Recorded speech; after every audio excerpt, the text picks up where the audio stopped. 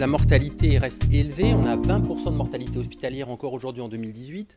C'est des présentations cliniques qui sont très variables. Il y a plusieurs organes qui sont atteints. Et on manque de données, d'études prospectives parce que c'est encore une fois des présentations très particulières et une maladie rare. Donc c'est une maladie qui nécessite vraiment une prise en charge multidisciplinaire. Cette prise en charge multidisciplinaire a été reconnue et les dernières recommandations de la Société européenne de cardiologie a bien insisté sur la notion de team endocardite. On doit avoir une prise en charge individuelle, collégiale. Et dans la notion de team endocardite et de centre de référence, vous voyez que la présence d'un centre d'imagerie capable d'effectuer une imagerie multimodale est un élément fondamental chez ces patients.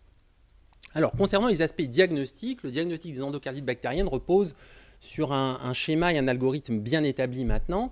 La première étape est une étape clinique essentielle. Il faut savoir évaluer la probabilité pré-test de l'affection, et ça repose sur du bon sens, sur l'analyse du terrain, l'interrogatoire et l'examen clinique du patient, évidemment. Et une fois qu'on a évalué la probabilité pré-test, la deuxième étape, c'est l'étape microbactériologique, qui sort du cadre de ce topo, mais évidemment, il faut faire des hémocultures avant toute antibiothérapie. Et je vous rappelle que dans l'endocardite bactérienne, la septicémie est constante, il n'est pas utile et il ne faut pas attendre les frissons ou la fièvre pour faire ces hémocultures-là. La troisième étape est l'imagerie. L'imagerie est un élément important. L'objectif de cet examen est de mettre en évidence la lésion de l'endocarde, donc l'infection de l'endocarde. Et cette lésion est classiquement, la lésion la plus classique, c'est la végétation. Donc en échographie, c'est une masse échogène mobile sur les valves en général, mais pas seulement. Il y a d'autres présentations possibles, en particulier sur les prothèses. Il y a des présentations inhabituelles, parfois difficiles à mettre en évidence, et ça va de l'abcès jusqu'à la déhiscence de prothèse ou une petite fuite paraprothétique qu'il faut connaître et il faut savoir rechercher. Donc parmi les modalités d'imagerie, la pierre angulaire du diagnostic reste l'échocardiographie. On commence toujours par une échographie transthoracique. On a une meilleure imagerie d'harmonique et l'échographie transthoracique permet d'avoir une très bonne rentabilité, en particulier chez les patients à faible risque d'endocardite bactérienne. Donc, encore une fois, la probabilité pré-test. Lorsqu'on a un faible risque, une échographie transthoracique normale permet d'exclure le diagnostic. Parfois aussi, chez les cas très particuliers, si je vous montre un cas exceptionnel d'un patient qui s'est présenté avec un état subfébrile et une douleur thoracique, l'échographie transthoracique a permis de mettre en évidence une disjonction complète du bentale. Vous voyez ici, c'est un bentale mécanique qui flotte ici. Normalement, sa position devrait être ici, sur l'anneau aortique. Vous voyez que le bentale est complètement disloqué de l'anneau et retenu seulement par les coronaires. Cet aspect-là est très rare et très évocateur d'une atteinte infectieuse. Alors, échographie transthoracique en première intention, mais il faut avoir l'échographie transésophagienne très large. Pourquoi ? Parce que l'échographie transésophagienne est vraiment à proximité immédiate du cœur. On a une définition en deçà du millimètre et c'était un examen extrêmement rentable. Il faut l'avoir d'autant plus large lorsqu'on a une endocardite sur prothèse ou une suspicion d'endocardite sur prothèse ou une forte probabilité pré-test. Donc ici, je vous illustre ça par une endocardite sur prothèse. Ici, il s'agissait d'un patient avec une septicémie entérocoque, une prothèse mécanique mitrale. Et ici, l'opérateur en transthoracique a eu beaucoup de mal à identifier un petit jet ici de fuite qui paraît être paraprothétique. Alors, je passe un tout petit peu de temps là-dessus. Ici, je vous montre une coupe ETO du même patient pour bien insister sur l'importance d'avoir l'information que le clinicien recherche une endocardite, et d'autre part, prendre le temps de rechercher les signes même inhabituels d'endocardite. Je parle en dehors de la végétation. Donc vous avez ici une vue auriculaire gauche de la prothèse mécanique à double ailette. Vous voyez ici l'anneau prothétique avec les différents points de suture. Et lorsqu'on veut examiner cette prothèse et rechercher des signes d'infection, notamment les fuites paraprothétiques, il faut prendre le temps de balayer méthodiquement l'ensemble de cette circonférence. Si on passe un petit peu vite en 2D, on peut rater des signes objectifs.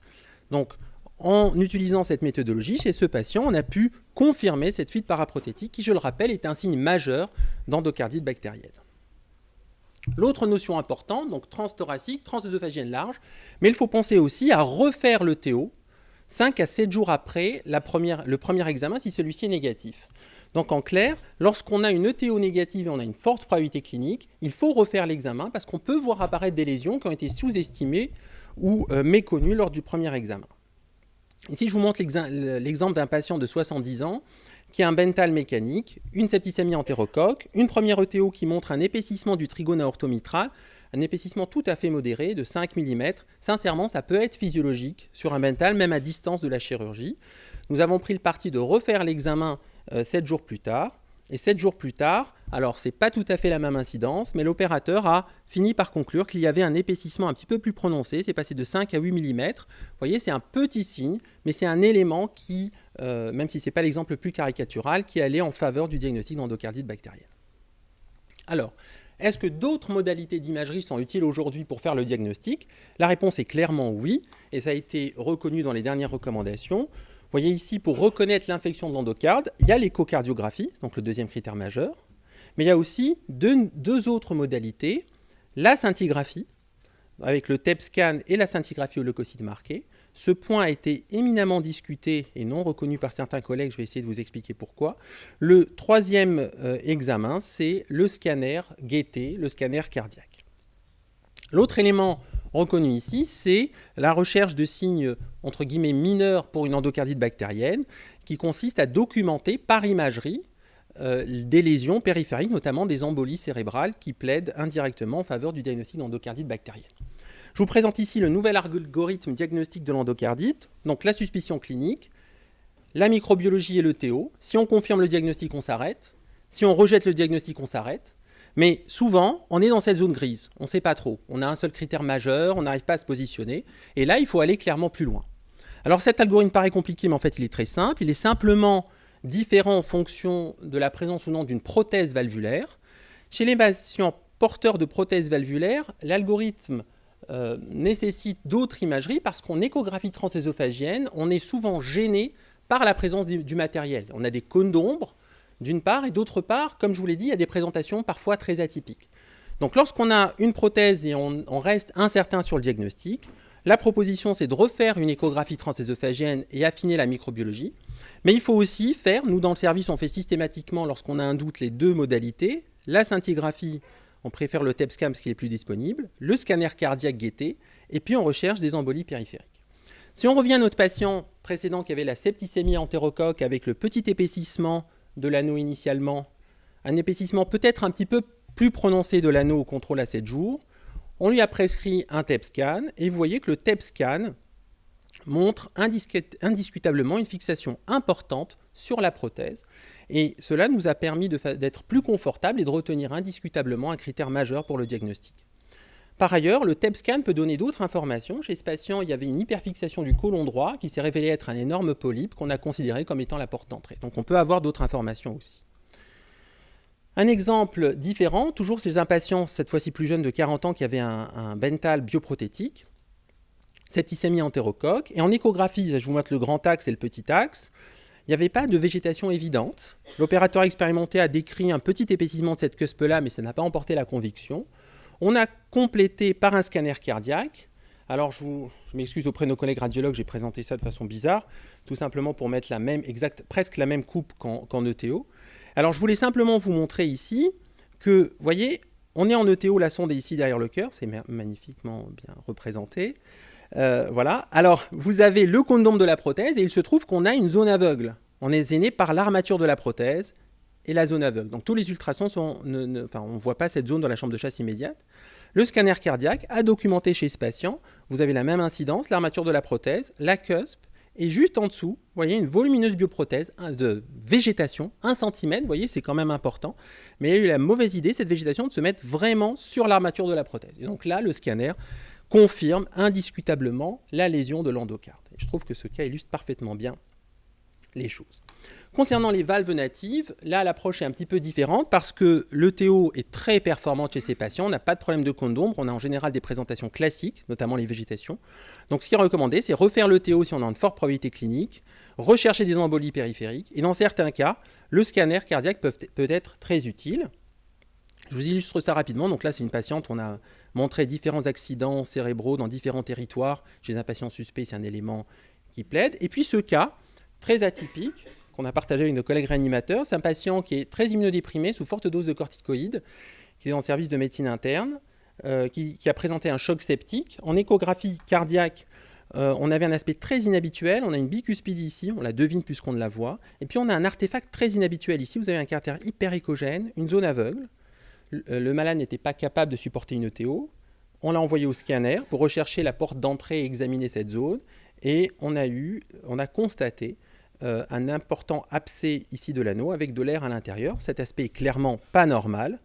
Voilà. Et ça nous a permis de confirmer le diagnostic et de retenir une indication chirurgicale chez ce patient. Donc le scanner cardiaque, c'est très utile, notamment chez les patients porteurs de prothèses valvulaires. Mais attention, il faut que ce soit un scanner dédié cœur, ce n'est pas le classique scanner thoraco-abdominal, on perd en performance en faisant ça. Et puis il faut un radiologue expert. Et donc il faut une collaboration entretenue avec nos collègues. C'est quand même très particulier comme pathologie. La scintigraphie, que ce soit le TEP ou le leucocyte marqué, c'est très utile sur les prothèses valvulaires. Le TEP scan est largement disponible et très sensible. L'avantage de la scintigraphie au leucocyte marqué, c'est que c'est un peu plus spécifique, mais malheureusement beaucoup moins disponible comme examen. Et il y a quand même quelques réserves. La première information que je vous donne, c'est, j'insiste sur la préparation au TEP-FDG. Le myocarde normal, bien sûr, fixe le TEP. Et lorsqu'on a une hyperfixation, si on ne prend pas le soin de bien préparer les malades, on va avoir cet aspect-là. Et on comprend facilement que l'hyperfixation du myocarde gêne l'interprétation d'une éventuelle hyperfixation d'un matériel prothétique. Donc il faut faire attention. Il faut mettre les malades à jeun quelques heures, faire attention à avoir un régime peu sucré quelques heures. Et globalement, avec ça, on diminue la fixation myocardique et on améliore la performance du test.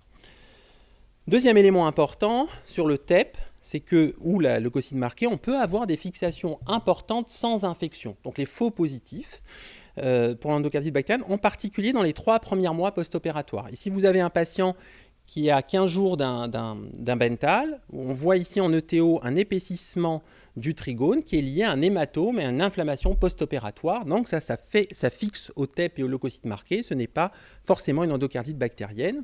C'est d'autant plus important. Donc dans les guidelines, il est recommandé de ne pas faire ces imageries dans les 3 mois post-opératoires. Mais un autre message intéressant rapporté par l'équipe de Bichat signale qu'on peut avoir d'authentiques fixations sans endocardite, même à distance de la chirurgie. Sur ce papier publié très récemment, je vais passer vite, mais vous voyez qu'ici on a sur des bioprothèses ou des mécaniques, si on se passe ici à 15 ans de l'implantation de la prothèse, on peut avoir des fixations tout à fait significatives au TEP scan sans endocardite. Et c'est la même chose pour les prothèses mécaniques. Le message sur le TEP scan, c'est pour ça que ça a été beaucoup discuté, c'est que ce n'est pas un examen très spécifique. Et globalement, de façon générale, il faut veiller à interpréter toutes les explorations dans le cas particulier du malade en tenant compte du contexte clinique, bien entendu. Je vais rapidement terminer sur l'intérêt de l'imagerie pour la prise en charge des patients, les stratégies interventionnelles, notamment chirurgicales.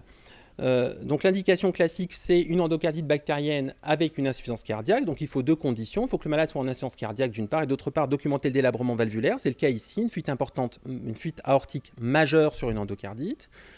Je vous ai montré ce cas précédemment, l'indication septique. Donc un volumineux abcès avec de l'air, malade en état de choc, l'indication septique a été retenue. Et puis une indication que je trouve personnellement plus compliquée, c'est l'indication embolique. C'est vraiment du cas par cas et je trouve que ça illustre particulièrement l'intérêt de la team endocardie, de la team imagerie. Donc brièvement, il s'agissait d'une patiente porteuse d'une bioprothèse mitrale qui s'est présentée pour une aphasie. Elle a eu une première imagerie qui montrait des accidents multiples intracrâniens, une septicémie à streptocoque et l'échographie a montré cette grosse végétation sur la bioprothèse. Donc globalement, on s'est vite réunis pour savoir est-ce qu'on opère ou on n'opère pas cette patiente-là. Théoriquement, on aurait pu l'opérer, c'est une indication 2B. Grosse infection sur une bioprothèse qui vient d'emboliser, mais compte tenu du haut risque opératoire, c'est une malade en bon état, mais elle a 85 ans, fragile, insuffisance rénale sévère, chirurgie rédux, elle n'avait pas de dysfonction de bioprothèse, donc pas d'indication hémodynamique, une microfuite sur la bioprothèse. La patiente y allait à reculons, on a décidé de l'option médicale, et dans ce cas particulier, l'évolution a été très favorable, la végétation a disparu, on a pu la guérir, et nous sommes maintenant à 3 ans de l'infection, sans aucune récidive, la patiente se porte bien.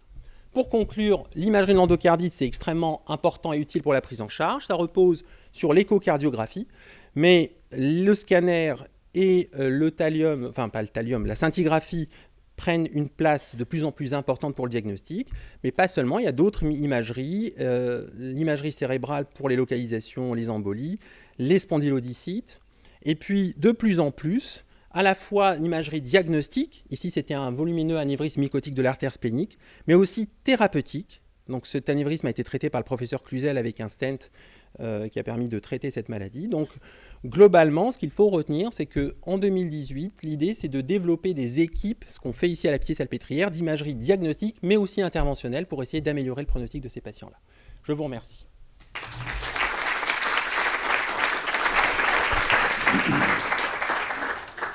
Merci Najib. On va prendre les questions pour le docteur Hamoudi. Je dois dire que moi qui travaille en salle de cathétérisme et qui connais à peu près rien à l'échographie, c'est quand même un bonheur de travailler avec Najib Hamoudi en salle de cathétérisme. C'est une paire d'yeux qui permet de faire des choses en cathétérisme interventionnel avec une facilité. Hein, on fait ça tous les jours, on l'a encore fait hier, et c'est vrai, il me dit tourne à gauche, à droite, c'est un vrai GPS. Merci beaucoup. Est-ce qu'il y a des questions? Alors, il y a, sur les endocardites qu'on voit, et on en voit quand même beaucoup oui. dans ce service, quel est le pourcentage de patients qui ont un scanner? Grosso modo, comme ça. Parce que tout le monde a le TO, mais... Non, sur les endocardites, on parle du scanner cardiaque. Ouais. Tout le monde a un scanner pour rechercher les embolies systémiques, ça fait partie du bilan habituel. Pour le scanner cardiaque, chez les patients sur valve native, on a très peu, parce qu'on a le diagnostic qu'on arrive à voir, sauf lorsqu'on suspecte sur une grosse calcification un abcès, à ce moment-là on le fait. Je vous rappelle que c'est des patients souvent fragiles, avec une insuffisance rénale, donc on retient un peu les indications. Par contre, sur les prothèses, on a des indications de plus en plus larges. Je pense qu'on doit être à facilement 70%, 60-70% peut-être de scanner cardiaque sur les porteurs de prothèses. Plus 50%, je pense. Oui, c'est là que ça aide beaucoup. C'est vraiment que ça aide. Ouais. Quant au TEP, c'est quasiment jamais. Hein. Le TEP scan sur prothèse, on en fait de plus en plus. Ouais. Sincèrement, et personnellement en salle, je propose quasiment systématiquement le TEP scan en plus du scanner, parce que ça, bon, Et c'est des patients pour lesquels on n'a pas le diagnostic. Voilà, on a une suspicion et ça permet d'aider lorsqu'on a une grosse fixation sur le matériel. Et puis... Question ? Alban, est-ce que Najib a oublié des choses dans les malades qu'on devrait adresser Non, d'abord, je suis tout à fait d'accord avec ce que Najib a dit. Sa présentation multidisciplinaire, évidemment, on peut être parfaitement d'accord avec ça. Juste un tout petite remarque par rapport à ce que je vous ai dit. On oppose un peu scanner cardiaque et scanner tout court. C'est vrai que techniquement il faut faire un peu différemment, mais tout ça doit être fait dans le même temps. Et ici, c'est sûr, dans le centre, on va avoir tendance à faire l'ensemble du bilan cérébral et du corps entier en fait à la recherche d'abcès en même temps qu'un scanner cardiaque. Comme ça, c'est tout à fait compatible. Juste un message pratique très simple. Et je suis tout à fait d'accord de la complémentarité avec la médecine nucléaire. On est très embêté et maintenant qu'on commence à regarder les bioprothèses qui sont mises, les TAVI, en scanner maintenant après les procédures, on se rend compte de tout un tas de phénomènes d'endothélialisation, éventuellement de thrombose, qui sont parfois compliqués. Il y a des panus, tout le problème du panus, et de temps en temps ces images peuvent prendre des formes qui sont quand même très proches d'une végétation. Et je pense que clairement l'aspect métabolique et anatomique en scanner et métabolique en médecine nucléaire va vraiment nous aider dans certains cas. Donc il ne faut pas du tout opposer les deux techniques. Et voilà une pathologie cardiaque, on ne parle même pas d'IRM. Il faut quand même le faire. Hein. Sur le patient précédent, on aurait certainement dû le faire pour documenter l'infarctus du myocarde, comme le faisait remarquer M. Grosgloja.